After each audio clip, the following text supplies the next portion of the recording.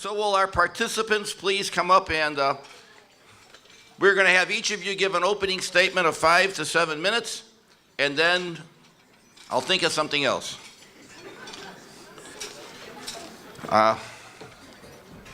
What? No, you give me orders. I don't know. Okay. So what we have here first is is MarySue Barrett, President of the Metropolitan Planning Council. MarySue, a long time involved in city government, involved with the public schools, and worked for former Mayor Rich Daley for a very long period of time. And she has a bachelor's degree from Northwestern University. How about a round of applause for MarySue? By the way, these introductions could last at least an hour. Okay. Michael Deane, Executive Director of the National Association of Water Companies, or as in the trade, NAWC. Michael is serves as Associate Administrator for Water in the U.S. Environmental Protection Agency, is an expert in it. He holds a master's in management degree from Duke University and a biology and geography degree from Gustavus Adolphus. How about a big round of applause for Michael Deane? Moving on, he says. Next, we have Tom Powers, Commissioner, Chicago Department of Water Management. Tom was named for that job by Rich Daley in May 4th, 1 year ago. There you go. 2 years ago, 2010. May 14th, 2010. He's been working as in this area for many years with CDOT, has a bachelor's degree in civil engineering from Iowa State and a master's degree in civil engineering from the University of Illinois, Champaign-Urbana. Big round of applause for Tom. And last but not least, Doug Scott, appointed by Governor Quinn, Chairman of the Illinois Commerce Commission. As we know, a very lofty position. Right, Phil? Yeah. Effective March 3rd, 2011. His term expires in 2014 in January. Do all the calendars yourself. I know, Stella. We understand. He was elected as mayor of Rockford from 2001 to 2005, and I can give you an exclusive after doing the analysis of the primary vote. Winnebago County really turned out in this last primary. Different story, but let's just throw that in. Was a state rep, and he got his degree from the University of Tulsa, but his Juris Doctorate from Marquette University. There you go. Round of applause for Doug. All right. MarySue, this is the City Club. We don't do that, all the cliches, but you're the first person. So you start 5 to 7 minutes. Opening statement. I'm thinking, oh, this is a campaign. No, just do your 5 to 7 minutes. How about applaud MarySue Barrett? Thank you, Paul. Well, I was not expecting to lead off, but I'm delighted to do so and to be asked by the City Club to join this panel. I'm feeling we're going to learn a lot from each other and hopefully prompt some actions and some ideas that come out of this discussion. I've always enjoyed these forums, so it's been a while since I've had a chance to participate. This is a great opportunity. So my message today is that the region and the state need more accurate information about how much water we actually use, how much water we waste, and with better data, we could actually make some better decisions. We could save some money along the way, too. This is that theory of you can't manage what you don't understand. So to get us started, maybe I can ask just for a quick show of hands. Anyone in the audience here run a business of any size? Anyone here run a family household? Okay. So, if you found that you were losing 15% of your office supplies in the case of your business, or 15% of the contents of your refrigerator or your checking account in the case of your home, how many of you would look into that? Okay. Excellent answer. So, this is because you would recognize that those things are assets and you would want to do something about that. And that's basically my point about water. Water is an asset. It produces value for our region. And we are embarked on a public education campaign on this very theme. We do that, Metropolitan Planning Council and Open Lands, through an educational campaign called What Are Waters Worth, or WOW. And this campaign is sponsored by Illinois American Water. One of our resource board members, Carla Olson-Teasley from Illinois American Water, is here, and one of the people who encouraged me to do this today, so thanks to Carla. And what we try to do there is storytelling, remind people as consumers, business leaders, elected officials about the benefits that we get from our water system. Things like safe drinking water, dry basements, clean rivers, etc., and the true costs of providing this. So that's the theme of our campaign. It's also the theme that I'd like to bring to this discussion. Some of you know the Metropolitan Planning Council because we've been around for 78 years, but we haven't always worked on water issues. We have worked on issues like transportation and housing and livable communities, competitive economies. And what is similar to the water issue is that it's a topic that we need to understand better, so we do some research. We need to get together around consensus ideas, so we advocate. And we need to test things out through pilot efforts to then understand what needs to be scaled up. And on water, we need to do this as well because we ought to be making more efficient use of this resource. Less wasted water is less energy, less money.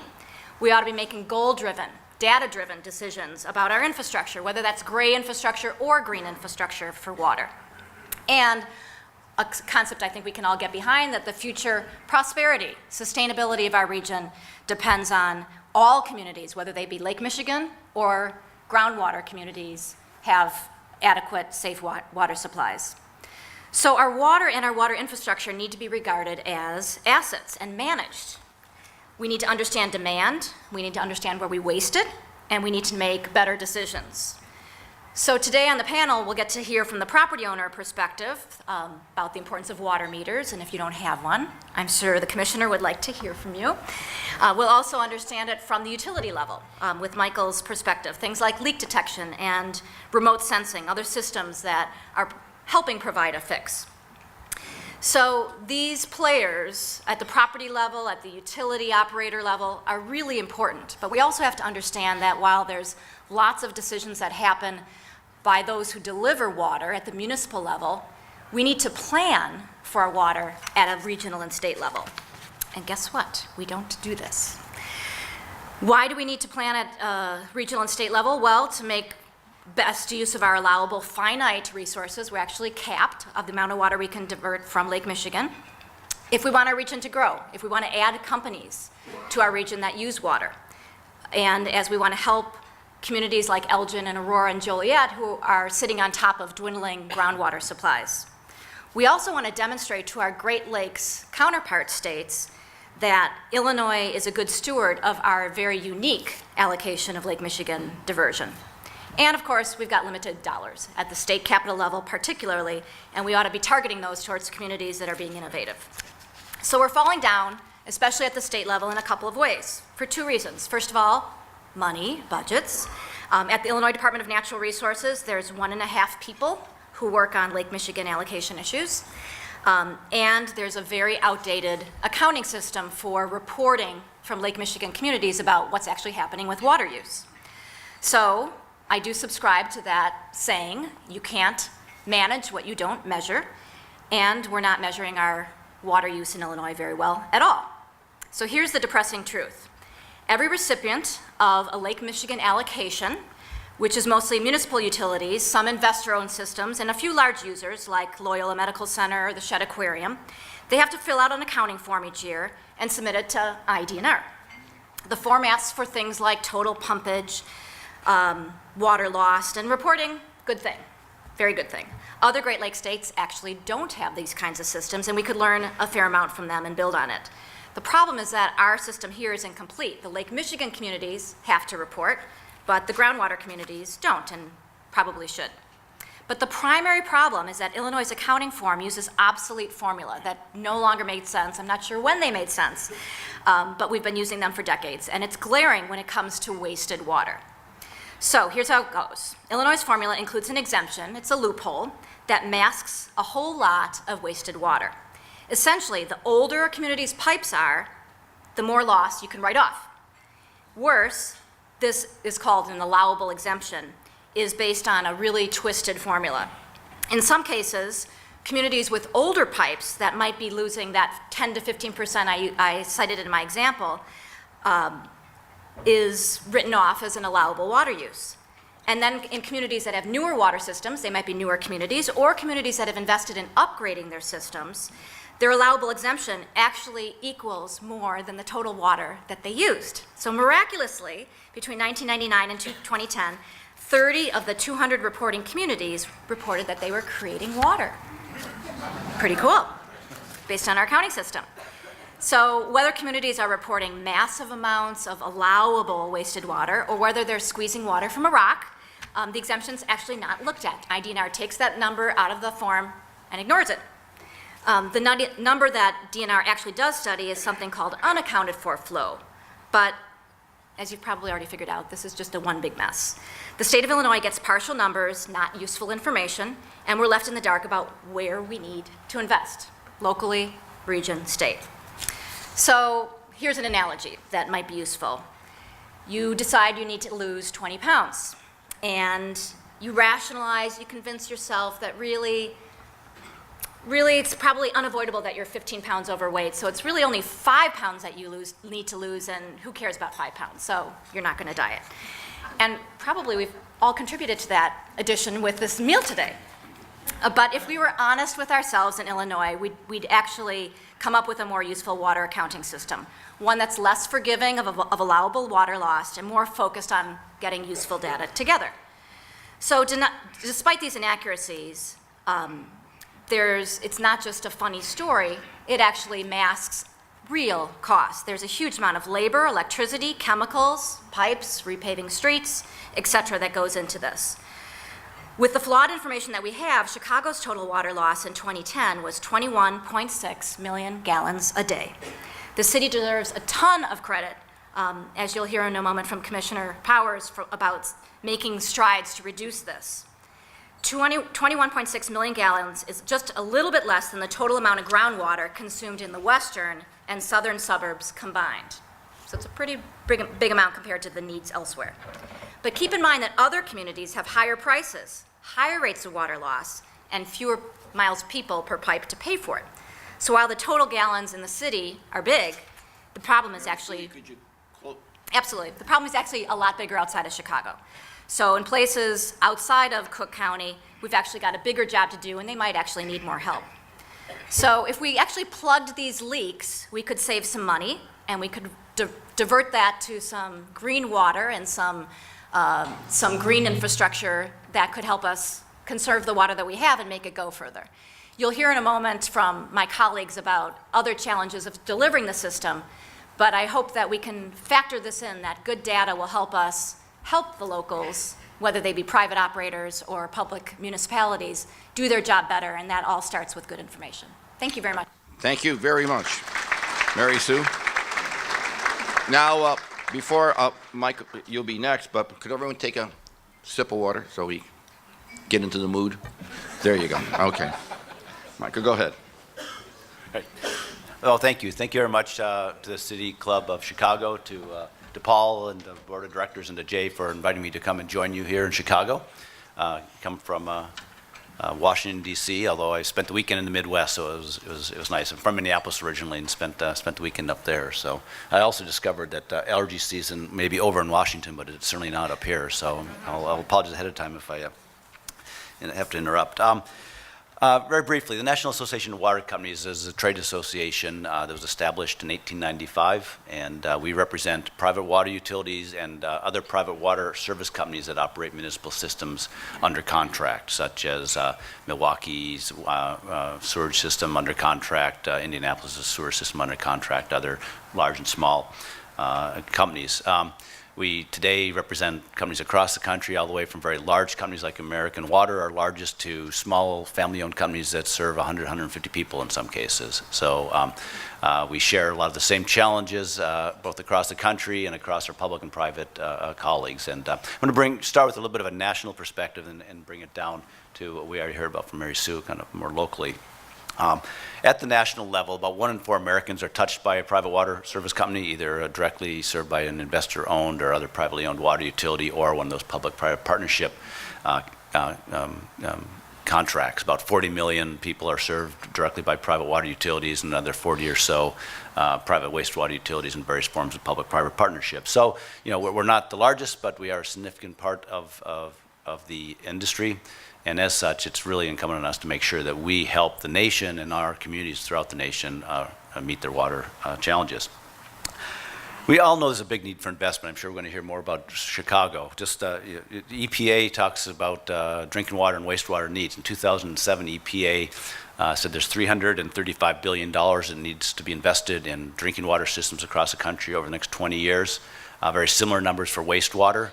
2011 survey numbers should be coming out within a few months here. We don't know what they are, but I guarantee you they're large, and definitely larger than they were in 2007, which means we're losing ground overall.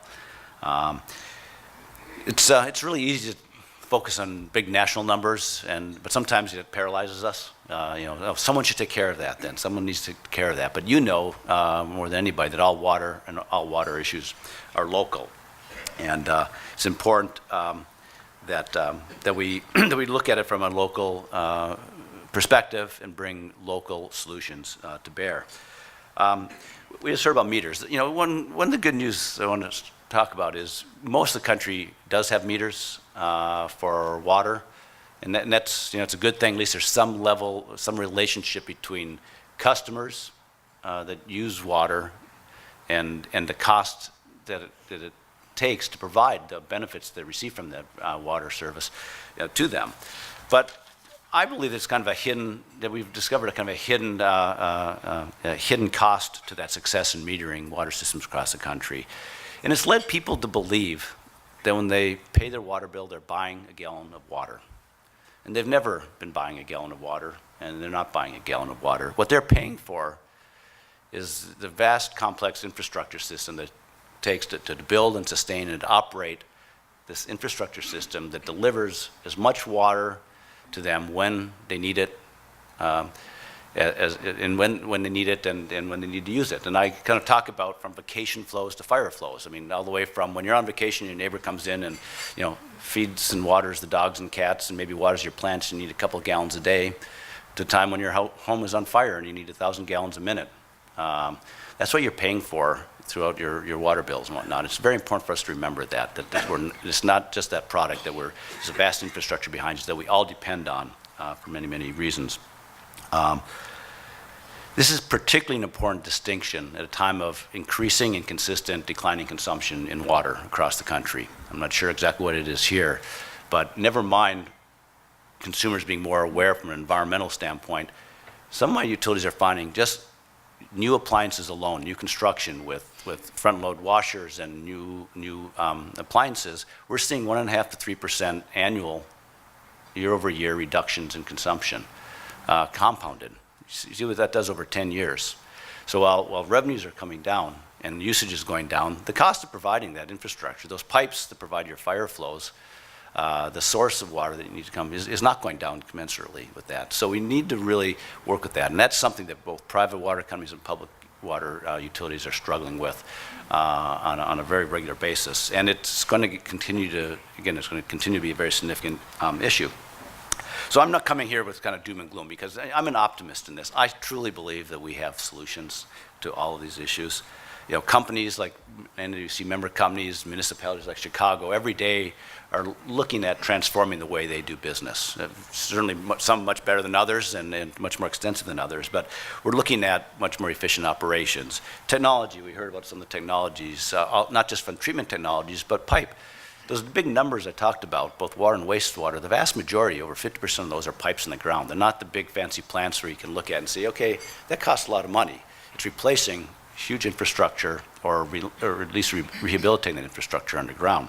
And it's increasingly, we are, as water professionals, need to be responsible and take responsibility for being as efficient as possible, being as innovative as possible, looking at new technologies. It's very easy to look at the way we've always done things. People think it can be a very simple business, and in some cases it is.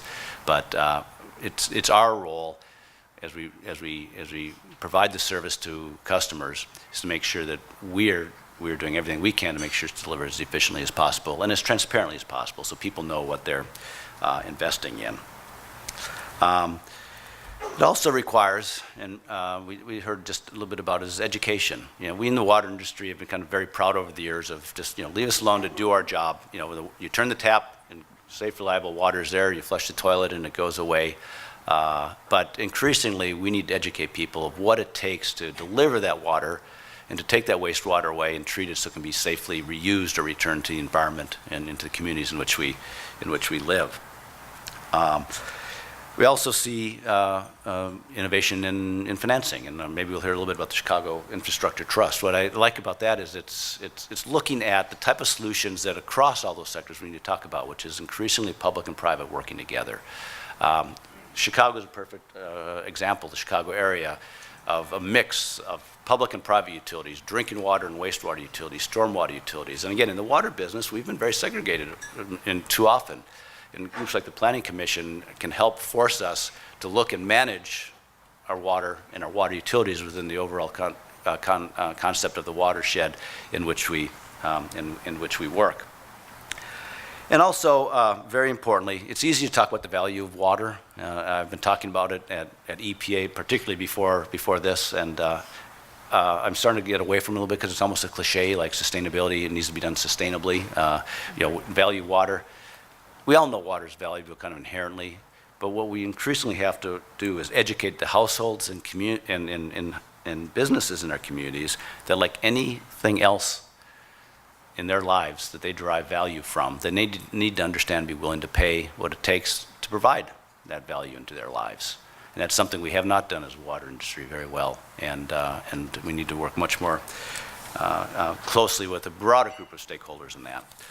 So, you know, at the end of the day, what we're facing, and we're going to talk about it, water challenges, great water challenges. The good news is we have some great water solutions as well. And the one thing that brings these together always is leadership.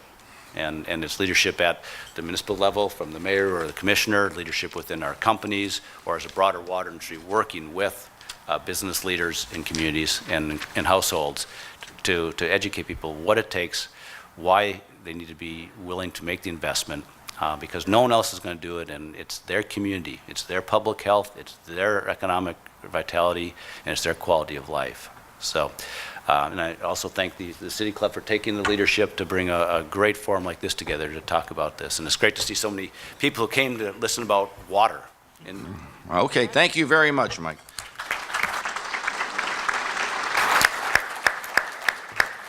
Tom, you're up. Thank you, Paul.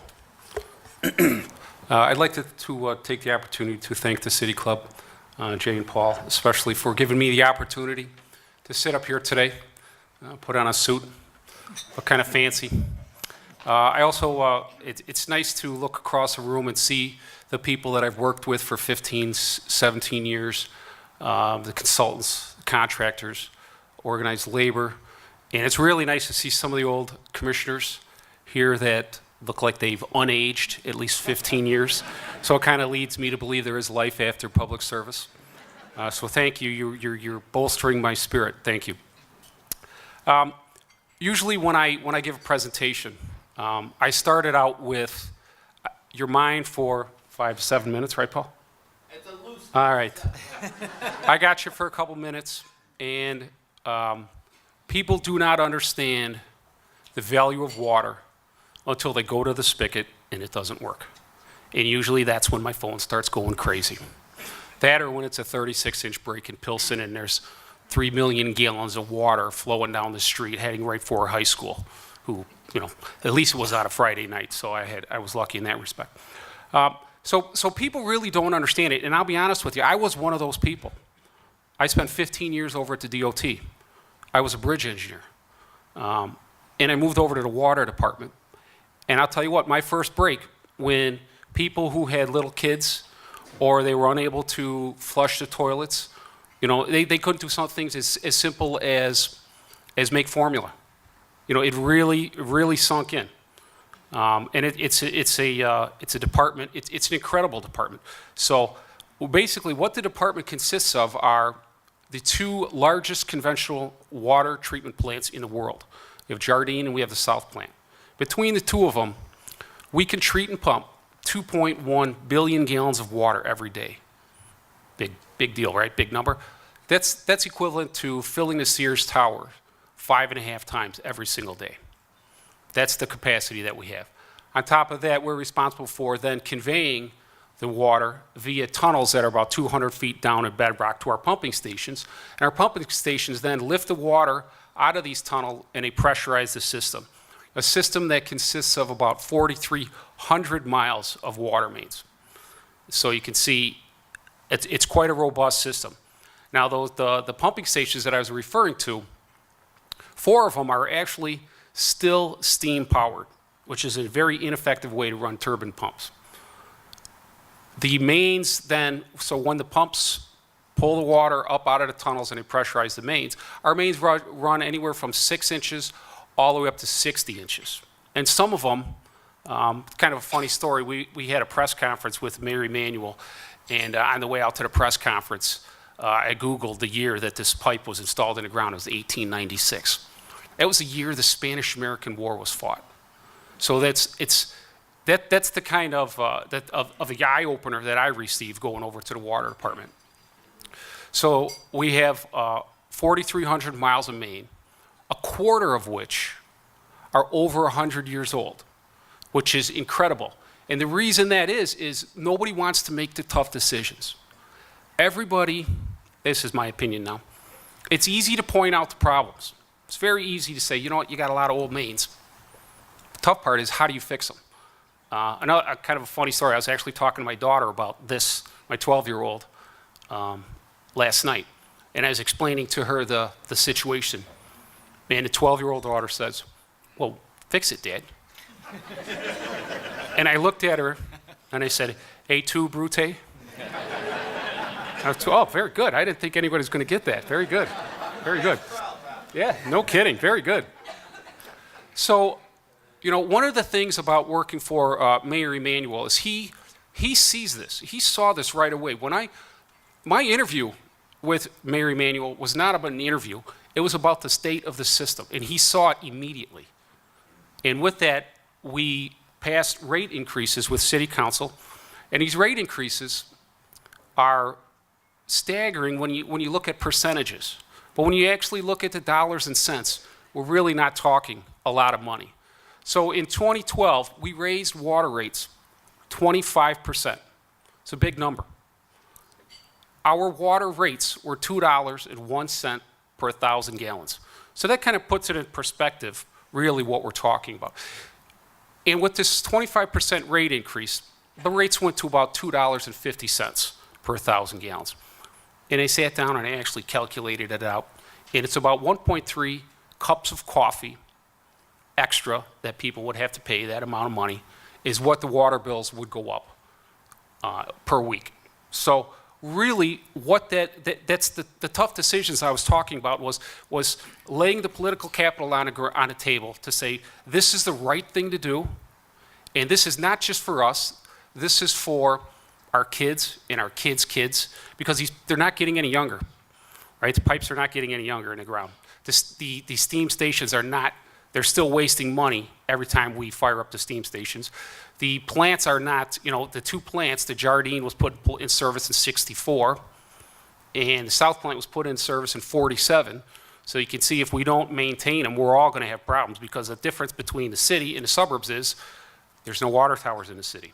So there's no storage. We have a very limited amount of storage in the tunnels and in a few reservoirs, but that's it. It's pump on demand.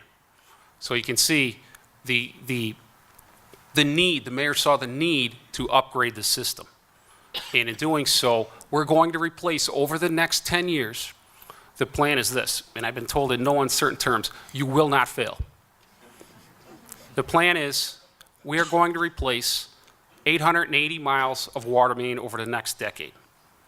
We are going to upgrade our steam stations and electrify them.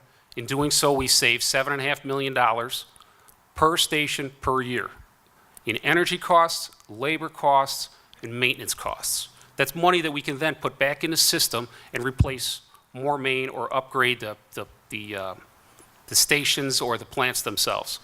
On a sewer side, I know this is more about the water. We are going to either replace or reline over 750 miles of sewer mains. Didn't really talk about sewers. Nobody ever wants to talk about sewers, right? Yeah, yeah, especially after lunch. Good point. But the city has, we're responsible for about 4,400 miles of sewer main. And with this plan, with the mayor's plan, there are rate increases on the sewer side. And with that, we will be replacing, as I said, replacing or relining about 750 miles of sewers across the city of Chicago. So there's an incredible amount of work that's coming out in the next 10 years. So big numbers, just to put it in perspective a little bit. Last year, in the years subsequent, my predecessor did a great job ramping up to 30 miles of water main replacement. So last year we did 30 miles of water main replacement. This year we've got to go to 70. And again, I've been told in no uncertain terms, I'm going to have this engraved on my tombstone. 69 miles is not 70 miles. So we're going to make it.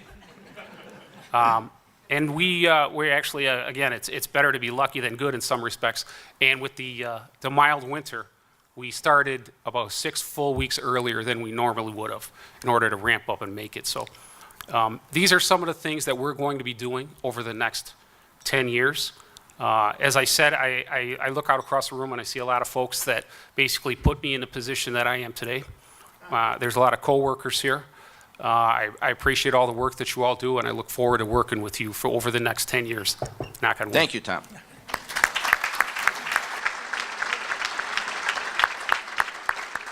Before we go to Doug, I just have to say, as the professor, and I'm a Chicago resident, but Tom, Spanish-American War was 1898. It was the Cross of Gold speech in 1896. So, for future reference. Must have lied. What? This is the City Club. We let no, if you can't jump on somebody for making an error, why come here? All right. All right. I owe you 2 years. Sorry. That's okay. Don't just play with the water. Doug Scott, you're up. Thanks, Dr. Green. And Jay, thanks very much for having me back. It's good to be back here again. I'm going to talk about from a couple of different perspectives, a couple of different regulators' perspectives. One of the jobs that I had that Paul left out of my resume was I spent 5.5 years as the head of the state's EPA. And so I've been regulating water issues for about 5.5 years in that job. And now from a cost perspective as an ICC commissioner for the last year. And just to give you an idea, and MarySue touched on this, about how it's siloed and the structure is really pretty diverse and really supports her thesis that everybody kind of needs to come together and work on overall planning here.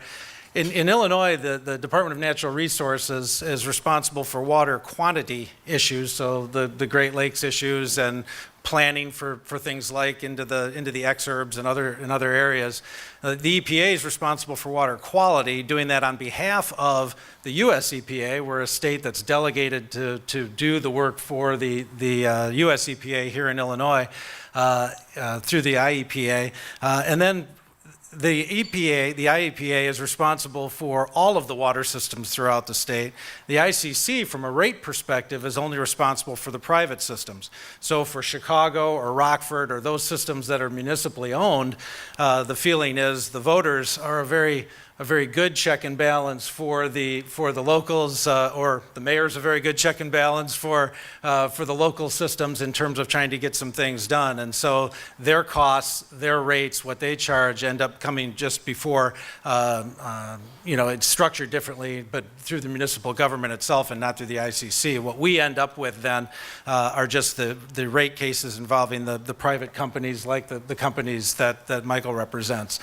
So just to give you an idea of how really, not even bifurcated, how multifaceted this is in terms of who's responsible for it.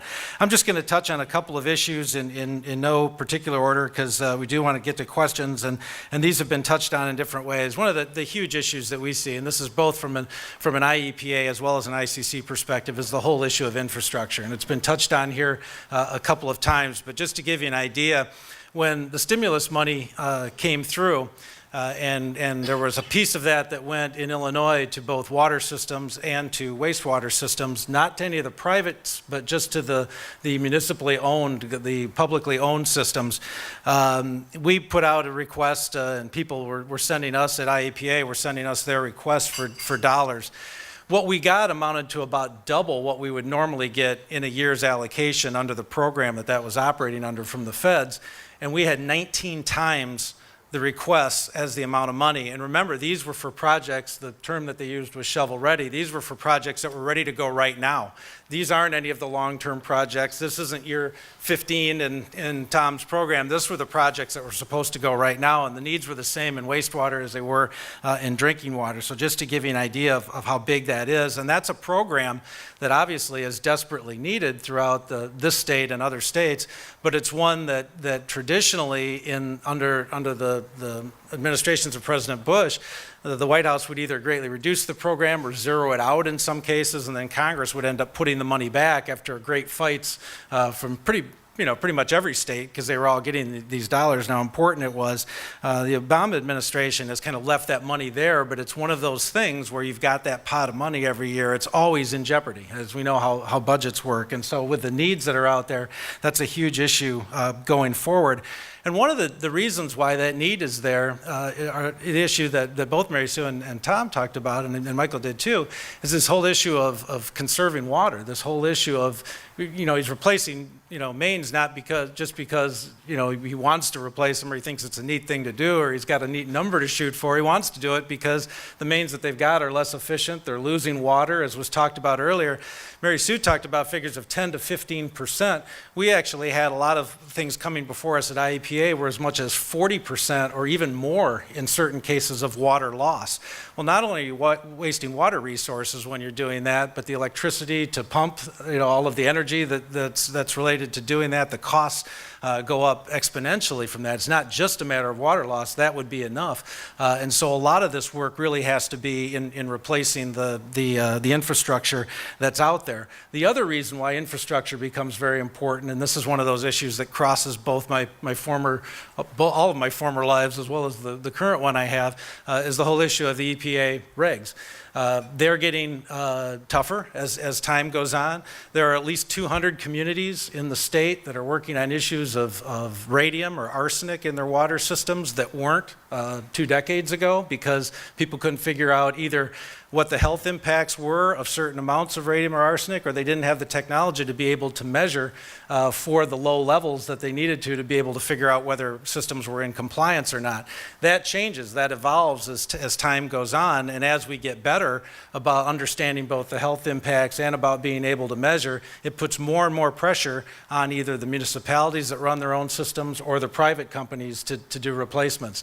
There's a recent case where that was in front of us, and so I can't talk much about it. One of those rules I'm getting used to as after being a public person for a long time. This quasi-judicial role gets a little strange sometimes, but in public documents that were filed, the rate increases were in the neighborhood of about 400% because a very small water system had to put on all kinds of new equipment to be able to comply with EPA regs that they fully admitted they had to comply with, but just that cost spread out over a very small number of people, which is one of the other issues that's really important. A lot of you, maybe most of you, live in Chicago, and so you come under the cities, or you live in another municipality that either has their own municipal system or one of the private systems, as Michael talked about. But there are a lot of people that live in small areas, and I'd be willing to bet some of the folks in this room are, where maybe your subdivision, when it was built, whenever way back when, decided it'd be a great idea to operate your own little water system at the time. And so you may have 50 customers, you may have 300 customers on a water system, and then after a while you find out, it's really pretty difficult to spread that cost amongst the customers that are out there. We really don't want to have to do that. And what ends up happening after a while is they either run afoul of the environmental regulators, or they have really a lot of difficulty. Maybe the people that are there now weren't the same people that were there when the subdivision got built, and they really don't have anybody to do these things.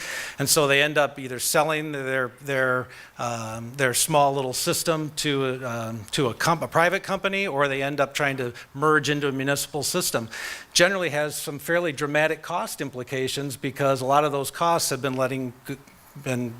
just being left go for all of those years. So in a lot of places, you're still seeing some real rate shock issues there about people trying to come up with these systems.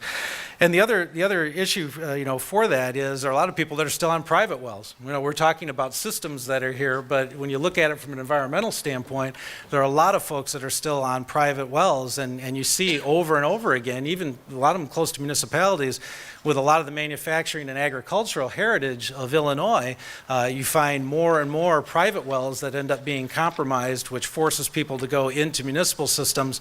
It's not such a large issue here because this is a fairly well urbanized area of the state. You get further into other parts of the state, it becomes a really difficult problem because there isn't anywhere that's natural to hook up to, or if you do, it's going to cost an inordinate amount of money. So there are a lot of these issues are all interconnected, both from an environmental and from a regulatory, and especially from a cost standpoint. They're very difficult for whoever is managing the water system right now. Thank you. Round of applause for Doug. Where's Miss Ginny? If we have more questions, I have a couple, but we'll make a policy decision. Jay, we just can't serve any water anymore. I mean, do you want to bring a bottle, Skinny? Booze? Okay. You can always count on the 19th ward to come right to the point. Okay. Easy, fella. All right, we have a question from Leanne Caston. Where are you, Leanne? Right over there. What a surprise. All right, so it deals with the question of nuclear power plants. That they're so close to Lake Michigan. Is there a threat? Don't all jump up at one time. There's no reason to fight over this. Is that an issue that any of these? Sorry, Doug. Yeah, okay. Good question, Leanne, and I'm sure they'll get back to you. There are a couple of issues with nuclear power plants, and it's not just Lake Michigan. You will generally find them located next to bodies of water because in the process of operating the nuclear power plants, they need a lot of water. And so the issues generally are water diversion. Can the water, is there enough water to be able to go to the nuclear power plant wherever they're locating? That's generally decided ahead of time. The other issue is when the water gets put back into the system, the questions of the temperature. And so you will see during different times of the year with plants having to run different times, maybe more so than they wanted to. And you see this with other power plants as well. The whole issue of when the temperature of the water when it gets put back into the system. From a standpoint of the quality of that water, that's very well regulated and very well monitored. The main issue from a question about the water use there is more about the quantity that it's being used and the temperature when it goes back into the body of water. Because that doesn't have such a great impact on us as people, but it will have a tremendous impact on aquatic life there, either plant or fish. All right, I would assume that we'll let that answer stand. Okay, this is for Tom Powers, and this is from Dr. Is that Laura Chamberlain? Where are you there? Oh, way in the, you made the room though. Okay. We have, oh, Tom, you'll like this. This is right up your alley. Uh-oh. We have an $823 million in our, the city has $823 million in our present Chicago water and sewer fund. The usual 800 miles of pipe. Your goal is new pipe to 880 miles in 10 years. So please justify the proposal water rebate over the next 4 years. Where is the money going? Can you break the cost down for us more exactly? How's this? I might not have done a hell of a job on that question. All right. Look, it's okay, but when you, he's got it knocked. Don't worry about it. Yeah. You got good intel. So we have $823 million in our present water and sewer fund. So part of the cost associated with collections in this 823 is the operation of the system itself. The operation of the system, treatment of the water, the employee pension and health care benefits, and then other departments that do work for the water, for the enterprise fund, which is water and sewer system.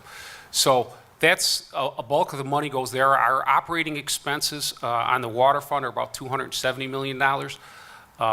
And then we Annually, we borrow about $200 million to do our capital program on the water side, about 150 on the sewer side. So that's kind of where the money is going. I think we all got that. Right, Skin? Okay, we have two short questions. One from Todd Shalene. Todd, where are you? This may be one of the best City Club questions ever. My brother worked on the deep tunnel in the early 70s. Is it finished? That may get a City Club prize on that one. Jump in, anybody. I'll take a stab at it. The deep tunnels fall under the jurisdiction of the Metropolitan Water Reclamation District. And those projects are, the deep tunnels, I believe, are nearly completed, and the reservoirs are, there's two that are coming online. What is it? It's not my agency, so don't hold me to this. You have, what is it, McCook coming online in 2016? Thornton and McCook. So there's two reservoirs that are coming on by 2029. 2029. I just came back from the Holy Land. They built those aqueducts a lot faster, but go ahead.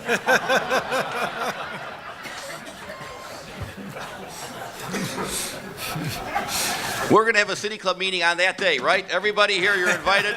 Lunch is on me. Go ahead, Tom.